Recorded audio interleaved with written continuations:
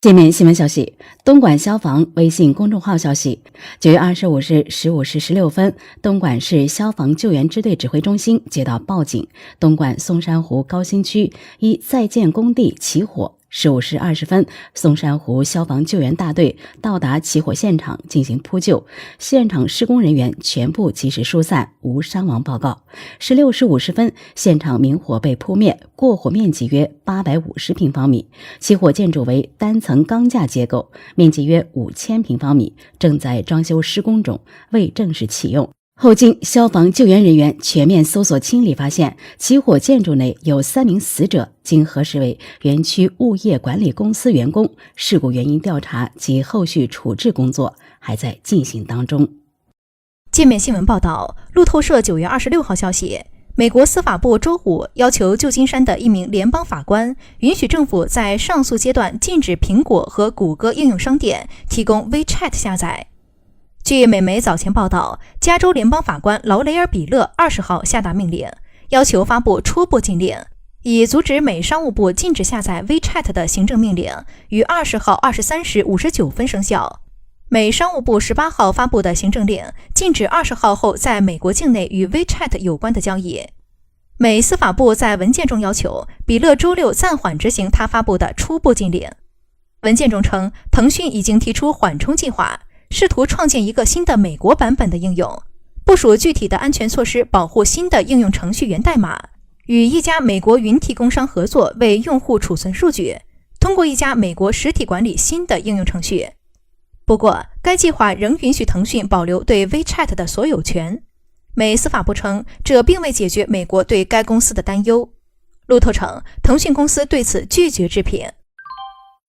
环球网消息，据台湾中时新闻网9月26日报道，浙江衢州市民众近日拍摄到解放军最先进第5代隐形战机歼20正在浙江沿海重要空军基地衢州机场降落画面。报道提到，该机场距台北仅500公里，歼20从该机场向台湾方向飞7至8分钟，台军巡航战机就会进入歼20长程导弹有效打击范围。中时新闻网报道称，25日，一段衢州市民拍摄的视频显示，一架歼20低空低速飞越衢州市区上空，附近即衢州空军基地。有分析认为，该架歼20可能隶属安徽芜湖空军基地的王海大队，近日向前部署至衢州空军基地。报道提及，衢州机场是解放军面向东海、台海重要大型空军基地之一，距台仅500公里，常年驻扎大量苏30、苏27及歼10等战机。该机场如同花莲嘉山空军基地，建有庞大地下机库，以防敌机飞弹轰炸，位置正好处于台军巡航导弹飞机打击有效极限距离。钱江晚报报道，前不久在杭州滨江区某企业上班的黄女士收到儿子的 QQ 信息，称要上清华大学资深教授的培训班，费用要47000元。还没来得及核实情况，黄女士就收到了滨江公安来电，告知她遇到了骗子。原来9月22日上午，黄女士的 QQ 收到一条申请添加好友的消息，对方自称是其儿子小王。儿子告诉他，学校邀请到北京清华大学的资深教授来校举办培训班，自己想要参加，费用需47000元。黄女士表示大力支持。随后，儿子让黄女士添加了教务处陈主任的 QQ 号码，咨询交费相关事宜。黄女士与陈主任取得联系，对方声称培训班报名很火爆，仅只剩下最后2个名额，报名系统即将关闭。这时，正在设法与儿子再次核对信息的黄女士接到了滨江区公安分局反诈中心电话，明确告知其遇到了诈骗分子，不要按照对方要求汇款。要不是警方的及时提醒，黄女士差点就被骗了。参考消息报道，近日，美国国务卿蓬佩奥在美智库大西洋理事会线上论坛声称，越来越多的国家支持美方世界观。事实是这样吗？以下种种实锤表明，美国正面临着来自包括盟友在内的全球性质疑。蓬佩奥的上述言论无非是自欺欺人的最新例证。与蓬佩奥宣称的越来越多国家支持美方世界观相反，多份调查报告显示，受蓬佩奥滞留主导的美国单边主义外交政策，以及美国政府在应对疫情方面的糟糕表现的影响，美国国家形象愈加不受欢迎，国际声望一落千丈。其实，就连美国人自己都不得不承承认美国正在丧失榜样的力量。正如美国外交学会会长理查德·哈斯所说，现在在世人眼中，美国与前总统罗纳德·里根所夸耀的山巅之城的形象正渐行渐远。广州日报报道，2020年4月，甘肃省天水市的宋先生在网上购买机票后，接到一条投保航班延误险的短信，称因天气原因航班延误，可退机票的300%票款。他为了保险起见，决定进行投保。对方称因首次投保需缴纳保证金作为个人信用担保。宋先生向对方所提供的账号汇入5000余元后，对方就销声匿迹了。警方立即对这家公司进行调查，却发现令人匪夷所思的是，公司法定代表人赵某只有19岁，其名下的公司不止一家，而是5家。该公司不仅法定代表人年龄较小，而且资金流巨大。警方第一时间对赵某等人进行控制，但是包括赵某在内的嫌疑人对公司背后的诈骗等违法犯罪活动居然一无所知。据其供述，自己在网上看到的一则兼职广告，招募电商伙伴，3天赚几千，包吃住，无本买卖。他联系到了兼职负责人，对方表示，应聘者只需按照指示去银行和工商局办理一些手续，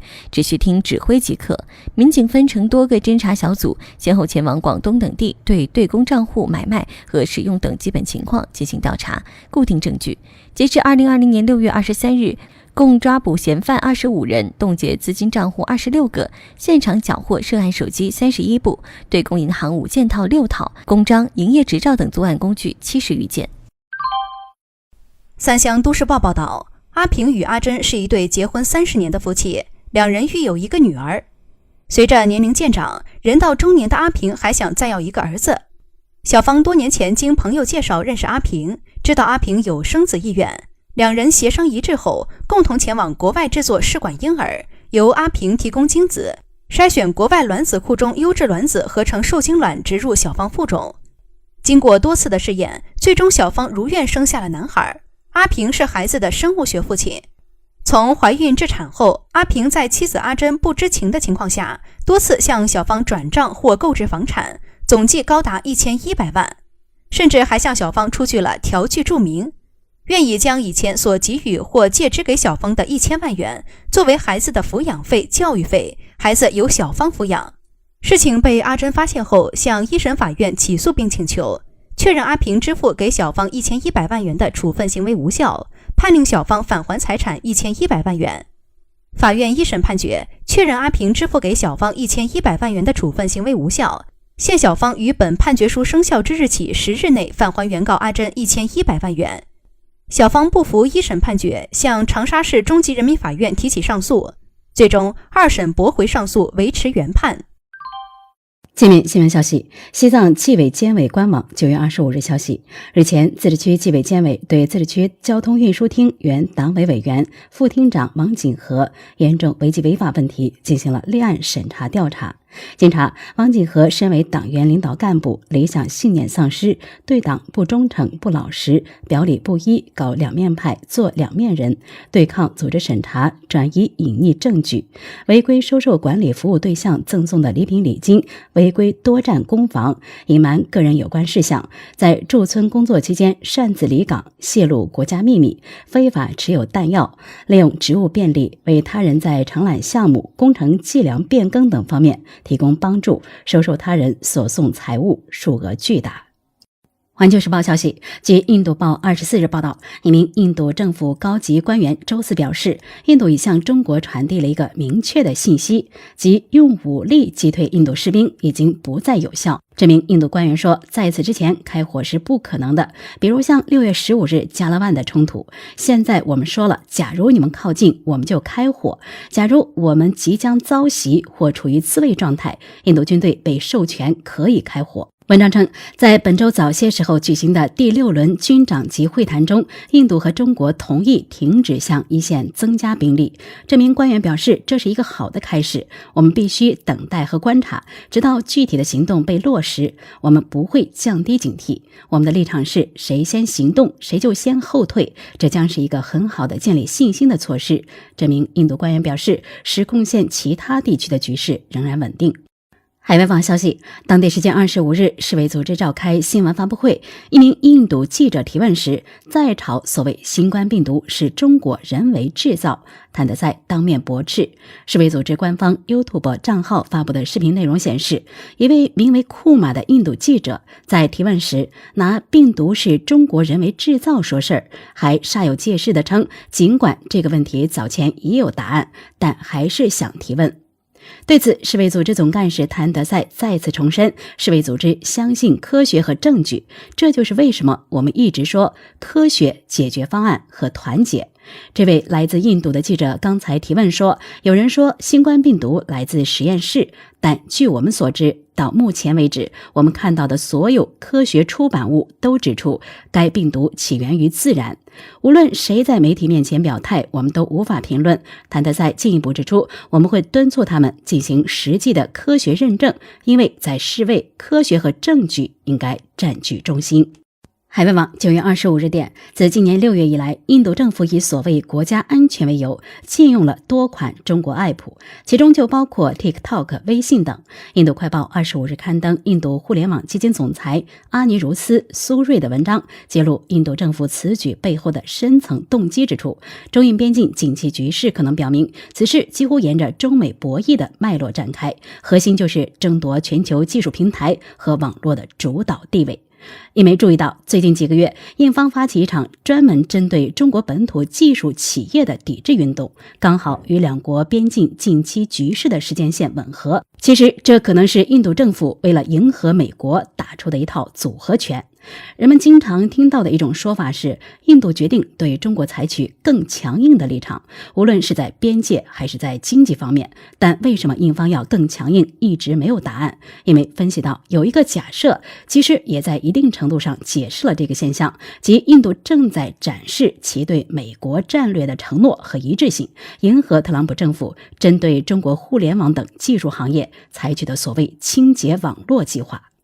海外网9月26日电，在中印外长与莫斯科举行会晤并达成5点共识后，印度外交部长苏杰生当地时间24日首次就中印关系发表讲话。他表示，印度和中国正在经历前所未有的局面，双方需要坐下来寻求解决方案。综合印度教徒报等印媒25日报道，苏杰生24日在参加世界经济论坛的一次线上会议时发表讲话。他表示，印度和中国需要相互适应彼此的发展，这一直是两国外交中的一项主要议题。谈及中印边境局势，印度外长称，边境问题也是双方适应彼此这一更广泛问题中的一部分。从某种意义上说，我们正在经历前所未有的局面，但是如果从更长远的角度来看待，我认为这是中印适应彼此这一更广泛现象的其中一方面。印度和中国需要坐下来寻找解决方案。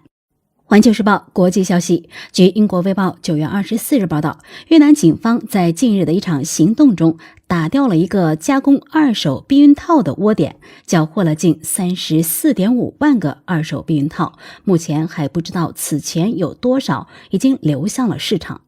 越南国家电视台本周播出了警方搜查该窝点时的现场画面。在越南南部平阳省的一个仓库里，几十个大袋子散落在地上，里面都装着用过的避孕套。警方称，这些袋子重达360多公斤，相当于34.5万个避孕套。海外网消息，当地时间25日，第75届联合国大会一般性辩论进入第4天。外媒注意到，巴基斯坦总理伊姆兰汗演讲刚开始，印度代表突然起身离席，视频画面在社交平台上引发热议。根据印度亚洲国际新闻社公布的视频画面，伊姆兰汗首句话音刚落，印度外交官米吉托维尼托便立刻起身，随后径直穿过联合国大会会议厅离开。印度常驻联合国代表蒂鲁莫西在社交平台推特上发文称，印巴关系陷入新的外交低潮，造成印巴关系紧张主要与克什米尔问题有关，而这一议题也是伊姆兰汗当天在联大上的发言重点。据联合国官方网站消息，伊姆兰汗发言时称，去年2019年8月5日，印度非法采取单边行动，试图改变占领地区的地位，并向当地加派军队。目前，当地共有90万印度军队对800万克什米尔人实施军事包围，克什米尔所有的政治领导人都遭到逮捕，近13000名克什米尔青年遭到绑架，数千人遭受酷刑。印度还在当地实施全面宵禁和彻底的通讯封锁。北晚新视觉网报道，60岁的张阿姨是杭州某高校的一位老师。9月23日下午，她自己买了一杯冰奶茶，拍下照片发到朋友圈，配文案：秋日里的第一杯奶茶温暖了我。然而一杯下肚，到了晚上，她开始不舒服，喉咙发堵，就跟塞了团棉花，怎么咽都难受。到了晚上，她竟然咳出了点血，辗转反侧睡不着。张阿姨拿了一片安眠药，可怎么也咽不下去。我不会是喉咙里长东西了吧？带着这样的猜想，张阿姨第二天一早就来到杭州市中医院耳鼻喉科，挂了个专家门诊。主任陈志林诊断她为咽喉反流。好好的怎么反流了呢？事实上，张阿姨本身就有慢性胃炎，平时也不怎么喝奶茶，突然来一杯冰奶茶的刺激，就出现了反流。胃内容物从食管向上延伸到达喉部，容易引起声带水肿，声音嘶哑，有些会反流，甚至呛入我们气管，引起哮喘、窒息。反流到咽腔会引起咽喉部的黏膜炎症，甚至有些病人会反流到鼻腔、鼻咽部，引起慢性鼻炎和中耳炎的情况。陈志玲解释。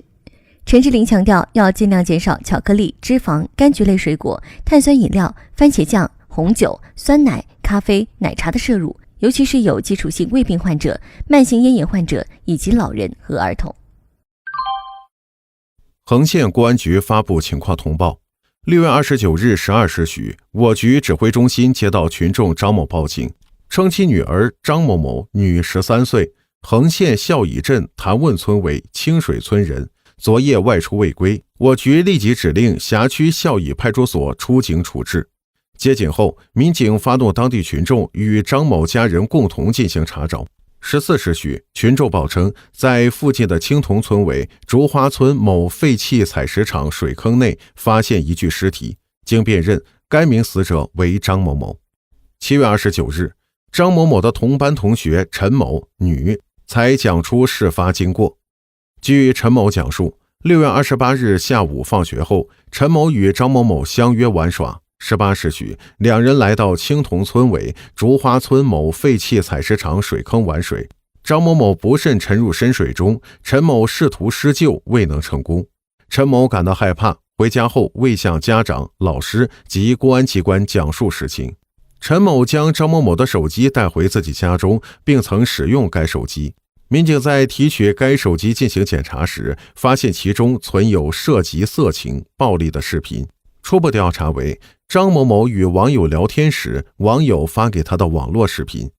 综合有关调查情况，我局认为张某某死亡一事没有犯罪事实，根据刑事诉讼法有关规定，作出不予立案决定。死者家属对该决定不服，向公安机关提出刑事复核申请。目前，我局正依法依规对家属反映的情况进一步开展核查，并动员家属同意对尸体进行解剖检验。同时，我局已主动提请检察机关介入进行立案监督，确保事件调查公平公正。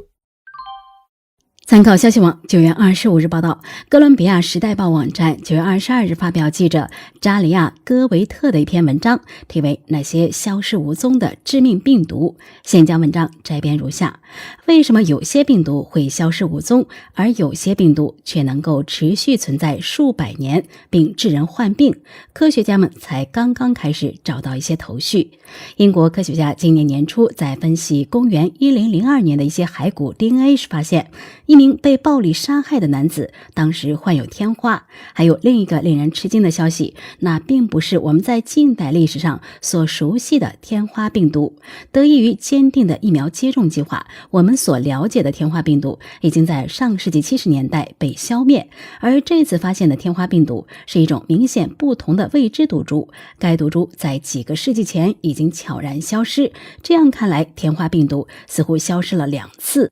但是在病毒的存在结束时发生的事情才刚刚开始引起人们的兴趣。为什么有些病毒会消失？严重急性呼吸综合症 SARS 是最近消失的病毒之一。